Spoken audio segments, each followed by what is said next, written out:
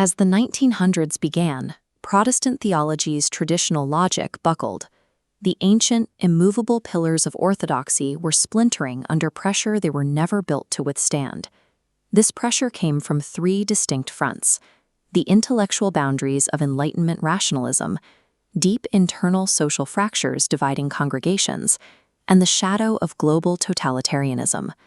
The established frameworks of faith were failing. They offered few answers to the rising psychological anxiety and societal fragmentation defining the modern world. To survive, theology began to move in three directions. The first was an inward retreat, a shift into the subjective experience known as Christian existentialism. The second looked outward, attempting to repair the damage through structural, institutional unity, the ecumenical movement. And the third rejected both extremes, demanding a physical presence in the suffering world, the incarnational turn of Dietrich Bonhoeffer. To understand how modern theology survived, we have to see how these three paths attempted to redefine the locus of truth, the structure of the church, and the requirements of grace. The inward shift began with Søren Kierkegaard. He recognized that human reason had limits, and argued that truth had to be experienced personally. He moved theology toward the subjective experience of fear and trembling before God. But as this framework entered the 20th century, it was largely stripped of its Christian roots.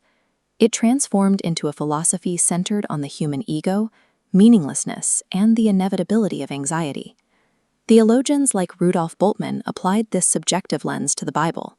For Bultmann, sin was no longer a state of rebellion against a creator. It was an inauthentic existence. This led to demythologization, the removal of miraculous elements from the New Testament. Bultmann argued the resurrection was not a historical, physical event, but a subjective impartation of Easter faith to the disciples. Paul Tillich took this further, applying existentialism to the very definition of God.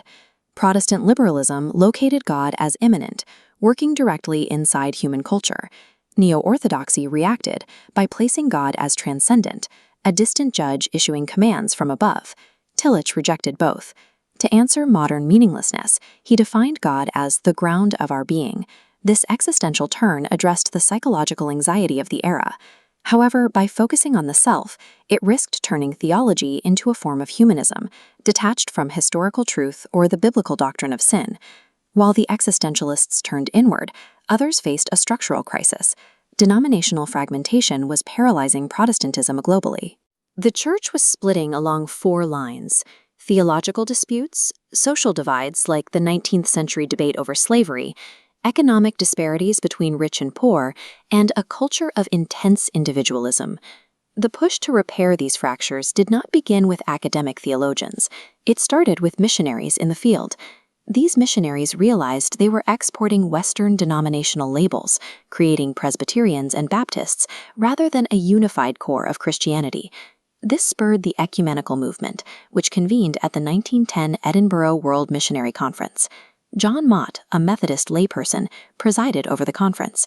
He recognized that Protestantism was in trouble and required a unified posture to survive.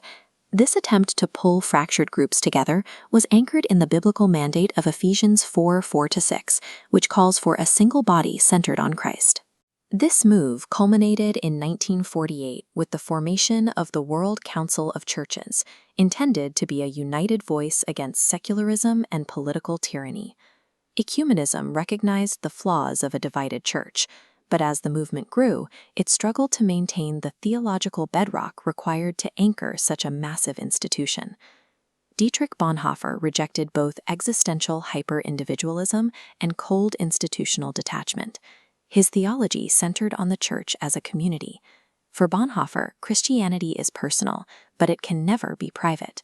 He believed the church is a community that stands over the individual, inseparable from the Word of God. He rejected the church as a retreat. Instead, the community of faith must exist directly within the turmoil of society. Bonhoeffer developed this mandate while studying in America. At the Abyssinian Baptist Church in Harlem, he saw a community bearing the weight of racial injustice and societal suffering. Returning to Germany as the Nazis rose to power, he applied this lesson. The church must actively share in the sufferings of the world. specifically by standing with the persecuted Jewish community. Bonhoeffer condemned cheap grace, a habitual religion that makes no sacrifices and demands nothing of the believer. He demanded costly grace.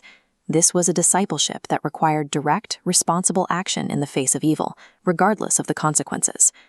This theological framework eventually drove Bonhoeffer, a committed pacifist, to join the resistance and participate in the plot to assassinate Adolf Hitler. Bonhoeffer's ecclesiology forced theology out of the abstract and out of safe institutions, proving that true grace requires action in the real world. These three vectors map the primary paths the Church took to navigate an era of crisis. Existentialism diagnosed modern anxiety, but its inward turn lost its grounding in historical truth and the reality of sin. Ecumenism built a front against global tyranny, but its outward turn risked losing its theological center of gravity. It is Bonhoeffer's concept of costly grace that offers the necessary synthesis. He provided a Christ-centered theology that refuses to retreat into the isolated self.